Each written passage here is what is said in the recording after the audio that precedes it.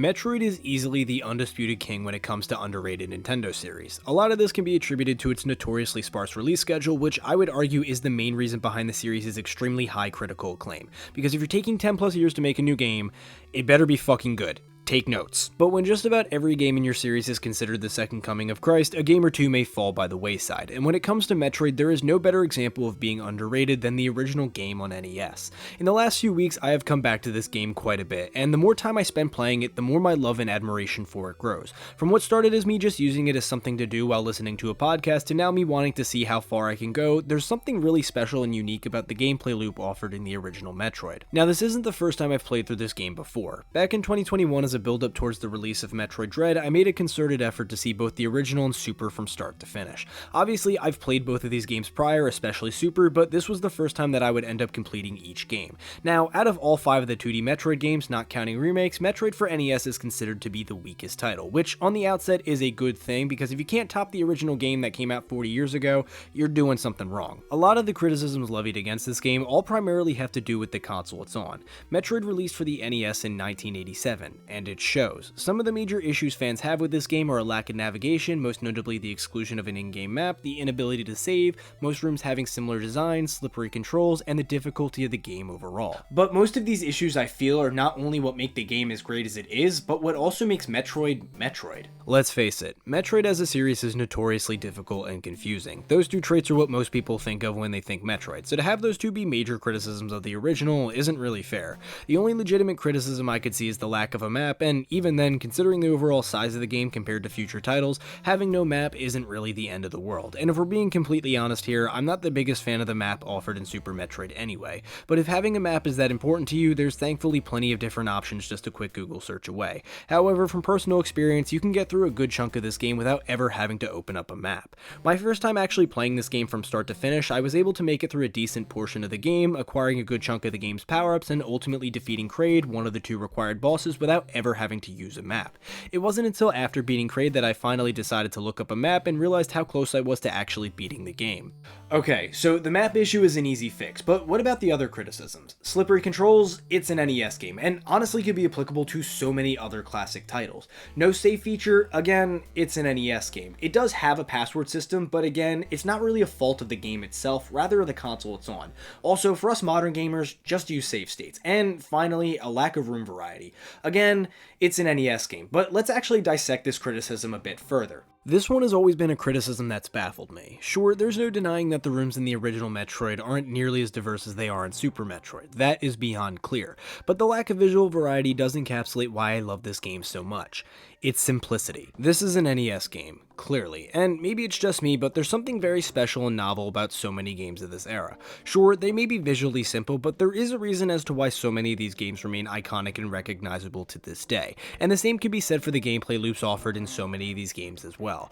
Compared to the rest of the series, the original Metroid is by far the simplest, having the smallest map and item selection out of any other game, which makes exploring the world not nearly as cumbersome as it would be in future titles. Like I said earlier, having a map isn't really a necessity, as you can get through a majority of this game without it. And it seems that this may have been an intentional choice by the development team, considering that The Legend of Zelda, which released the year prior, had an in-game map.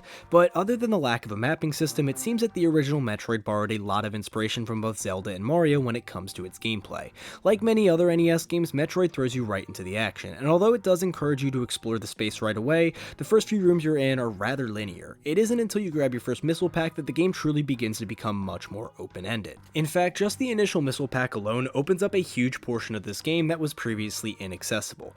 All in all, due to the overall simplicity of the items offered in Metroid, you really only need 4 items to be able to access the entire game. These being the Morph Ball, Ice Beam, Bomb, and at least 1 missile pack, making the item selection in this game one of the most effective in the series. Now, a lot of people argue that actually getting to some of these necessary items is in itself quite cryptic, but I actually disagree.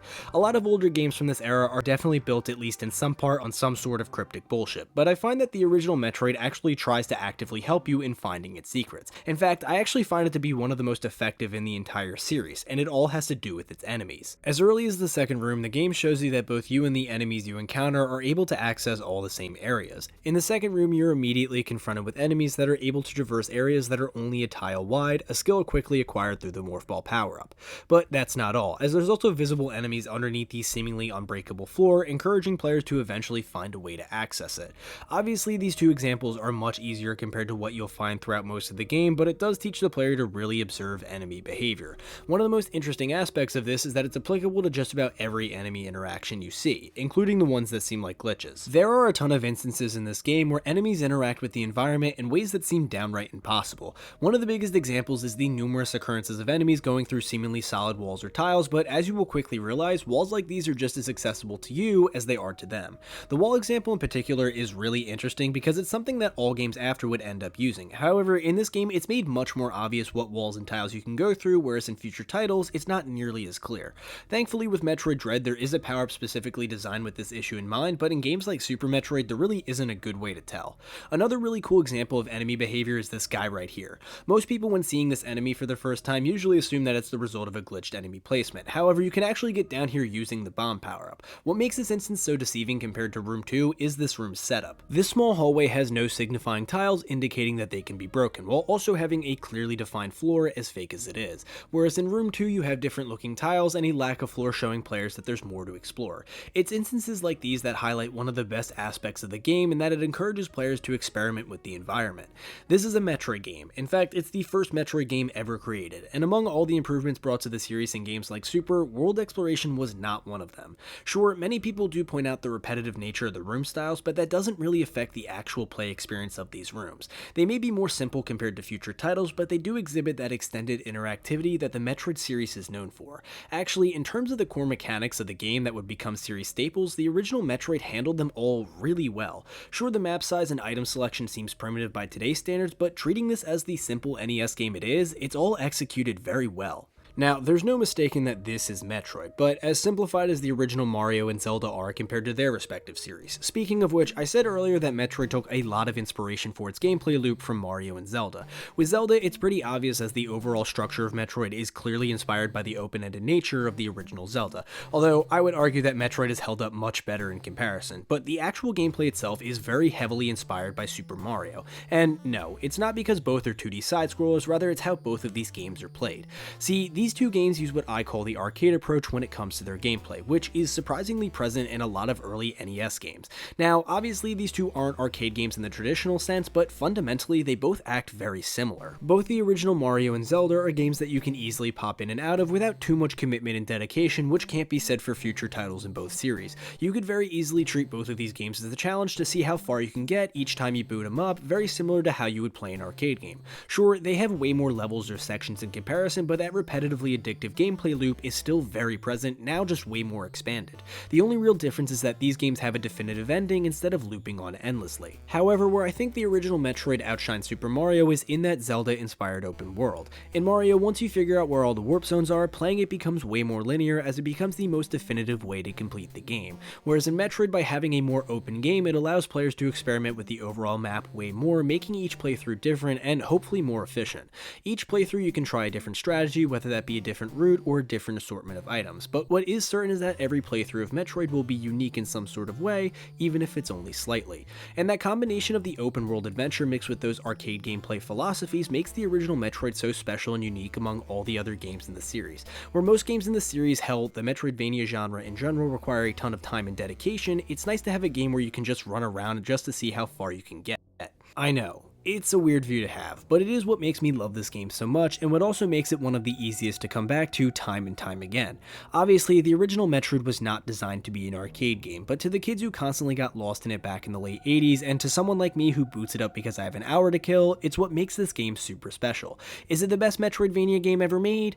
No, but there is something very novel about it being the first game in the genre and just how well it knocked it out of the park. It may not take itself as seriously as future titles, but that's also what allows it to be as fun as it is. And although many would consider it to be primitive by today's standards, that's also the beauty of most NES games. At this game's core are the fundamentals of what make Metroid so great, and I would argue it's executed here perfectly. When Super Metroid's main improvements are all focused on general quality of life updates, that probably means the original must have done a lot right when it came to its actual gameplay. And it's for that reason that I consider the original Metroid to be an underrated masterpiece.